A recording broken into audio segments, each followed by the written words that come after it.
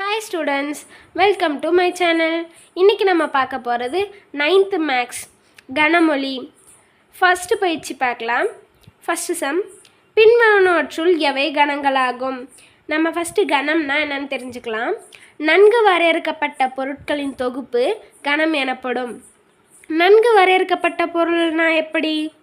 அதாவது ஒரு பொருளினுடைய எண்ணிக்கையோ அல்லது அளவையோ உறுதியாக சொல்ல முடிவதே கணம் எனப்படும். நன்கு வரையறுக்கப்பட்ட தொகுப்பு அப்படின்னு சொல்கிறோம். எக்ஸாம்பிளுக்கு, ஒரு வகுப்பில் உள்ள மாணவர்களின் எண்ணிக்கை. இப்போது ஒரு கிளாஸில் இத்தனை மாணவர்கள் இருக்காங்க அப்படின்னு நம்மளால் உறுதியாக சொல்ல முடியும். இதுதான் நன்கு வரையறுக்கப்பட்ட தொகுப்பு அப்படின்னு சொல்கிறோம். இதை தான் நம்ம கணம்னு சொல்கிறோங்க. சரிங்களா? புரிஞ்சுதா? இப்போ நம்ம ஃபஸ்ட்டு சம் பார்க்கலாம். 1 முதல் 100 வரையுள்ள பகா எண்களின் தொகுப்பு. பகா எண்ணா என்ன? தன்னாலேயும் ஒன்னாலேயும் வகுப்படக்கூடிய எண்கள் தான் பகா எண்கள்னு சொல்கிறோம். இதுக்கு 2 வகுத்திகள் மட்டும்தான் இருக்கும். அதாவது 2 காரணிகள். எடுத்துக்காட்டுக்கு 2 1ஆலேயும் 2ஆலேயும் மட்டும்தான் வகுப்படும். சரிங்களா? அடுத்தது 3 எடுத்துக்கிட்டோம் அப்படின்னா அதுவும் 1ஆலேயும் 3ஆலேயும் மட்டும்தான் வகுப்படும். இப்போ இதுக்கு 2 காரணிகள் மட்டும்தான் இருக்குது. சரிங்களா? இதுதான் பகா எண்கள் அப்படின்னு சொல்கிறோம். அப்போது 1லிருந்து 100 வரைக்கும் இருக்கக்கூடிய பகா எண்களை நம்மளால் சொல்ல முடியும் தானே.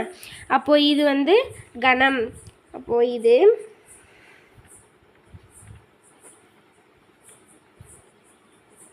ஒரு கணம் ஆகும். நெக்ஸ்ட் சம் பார்க்கலாம். இந்தியாவில் உள்ள செல்வந்தர்களின் தொகுப்பு. நம்ம இந்தியாவில் உள்ள செல்வந்தர்களின் தொகுப்பு அப்படின்னும் போது இது நன்கு வரையறுக்கப்படாத தொகுப்பு. எப்படின்னா, செல்வந்தர்கள் அப்படின்றது நம்மளால் உறுதியாக சொல்ல முடியாது இருக்கலாம். இந்த மாதிரி இதை நம்மளால் நன்கு வரையறுக்கப்பட முடியாது. அப்போது இது கணம் அல்ல. இது ஒரு கணம் அல்ல. நெக்ஸ்ட் கொஸ்டின், இந்தியாவில் உள்ள ஆறுகளின் தொகுப்பு. இந்தியாவில் எத்தனை ஆறு இருக்குது அப்படின்னு நம்மளால் சொல்ல முடியும்.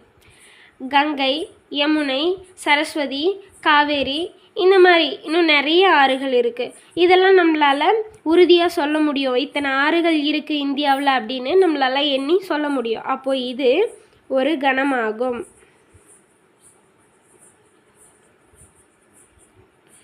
நம்மளால் சரியாக வரையறுக்க முடியும் அப்படின்னா அது கணம் அப்படின்னு சொல்லுவோம். வரையறுக்க முடியாததை கணம் அல்ல அப்படின்னு சொல்கிறோம். நெக்ஸ்ட் கொஸ்டின், வளைகோல் பந்தாட்டத்தை நன்றாக விளையாடும் வீரர்களின் தொகுப்பு. வளைகோல் பந்தாட்டத்தை நன்றாக விளையாடும் வீரர்களின் தொகுப்புன்னு கேட்டிருக்காங்க. யார் நல்லா விளையாடுவாங்க, யார் நல்லா விளையாட மாட்டாங்க அப்படின்னு நம்மளால் சொல்ல முடியாது. ஏன்னா விளையாடுற எல்லாருமே நல்லா தான் விளையாடுவாங்க. அப்போது இது சரியாக வரையறுக்கப்படலை. அப்போது இது கணம் அல்ல.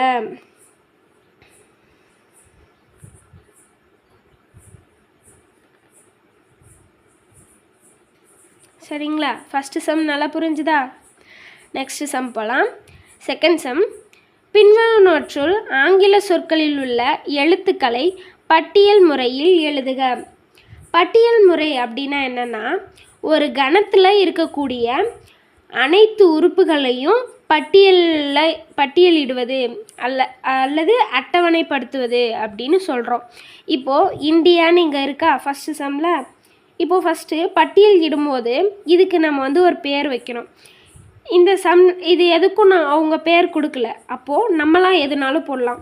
பேர் கொடுக்கும்போது A to Zல எந்த லெட்டர்னாலும் நம்ம எடுத்துக்கலாம். இப்போது ஃபஸ்ட்டுக்கு நம்ம A கொடுக்குவோம். A = செட் ப்ராக்கெட் இந்த மாதிரி போட்டுக்கலாம். இப்போது இந்த இந்தியா அப்படின்ற இந்த வேர்டில் இருக்கக்கூடிய உறுப்புக்களை நம்ம எடுத்து ஒவ்வொன்றா எழுதணும். ஃபஸ்ட்டு I, அடுத்தது N, நெக்ஸ்ட் D, அடுத்தது ஐ வருது. இந்த ஐ நம்ம ஏற்கனவே இங்கே எடுத்துட்டோம். அப்போது அந்த ஐ நம்ம எழுத வேண்டியது இல்லை. நெக்ஸ்ட் எழுத்து ஏ. அவ்வளோதான். இதுதான் பட்டியல் முறை. ஓகேங்களா? அடுத்தது செகண்டு. இதுக்கு நம்ம பின்னு பேர் கொடுப்போம். B is equal to set bracket first letter B, next A, next R, next A இருக்குது. நம்ம ஏ ஆல்ரெடி இங்கே போட்டோம், அதனால் ஏ தேவையில்லை. Next letter L. எல்லும் ஆல்ரெடி நம்ம போட்டோம், அதுவும் தேவையில்லை. அடுத்து நெக்ஸ்ட் லெட்டர் இ. ஈக்கு அடுத்தது திரும்பவும் எல் வருது, அது நம்ம போட வேண்டியதில்லை. நெக்ஸ்ட்டு ஓ. அடுத்தது ஜி. அடுத்தது ஆர் நம்ம ஆல்ரெடி இங்கே போட்டிருக்கோம், அப்போ அதுவும் தேவையில்லை. ஏ அதுவும் நம்ம ஆல்ரெடி இங்கே போட்டிருக்கோம், அப்போ அதுவும் தேவையில்லை. அதுக்கு அடுத்த லெட்டர் எம், க்ளோஸ்டு ப்ராக்கெட். ஓகேங்களா? அடுத்தது third one. C is equal to set bracket M I S. I இருக்குது, எஸ்ஸும் இருக்குது. அடுத்தது எஸ் இருக்குது, ஐ இருக்குது, பி. பி இருக்குது, ஐயும் இருக்குது. ஸோ இது அவ்வளோதான். Next last sum. D is equal to set bracket C Z E. C already நம்ம போட்டோம். Next H O S L. O நம்ம ஆல்ரெடி போட்டோம். அடுத்தது வி. அடுத்தது ஏ. அடுத்தது கே. அடுத்தது ஐ. ஏ நம்ம ஆல்ரெடி போட்டோம், க்ளோஸ்டு ப்ராக்கெட். ஓகேங்களா? இப்போ பட்டியல் முறைனா என்னன்னு புரிஞ்சுதா?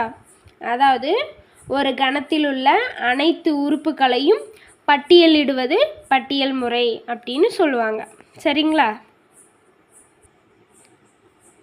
இந்த பட்டியல் முறையில் நம்ம ஒரு டைம் வந்த எழுத்து திரும்பவும் வரும்போது அதை நம்ம போட வேண்டிய அவசியம் இல்லை. ஒரு முறை அந்த உறுப்பை நம்ம எழுதுனா போதும். சரிங்களா?